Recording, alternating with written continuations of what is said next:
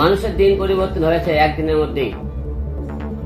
ছাত্র আন্দোলন করে কি পেলাম দেখেন, মানুষ আজকে তারা মানুষের রূপ চেঞ্জ করে ফেলে দিয়েছে।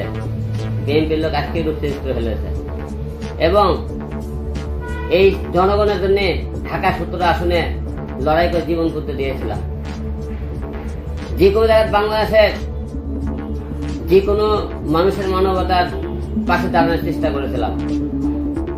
বগুড়ায় 2018-তে আমার উপর নির্বাচনে হামলা করা হয়েছিল। আপনারা দেখেছেন 2023-এ আমার উপর হামলা করা হয়েছিল। তাহলে আজকে ছাত্র আন্দোলনে কি পেলাম?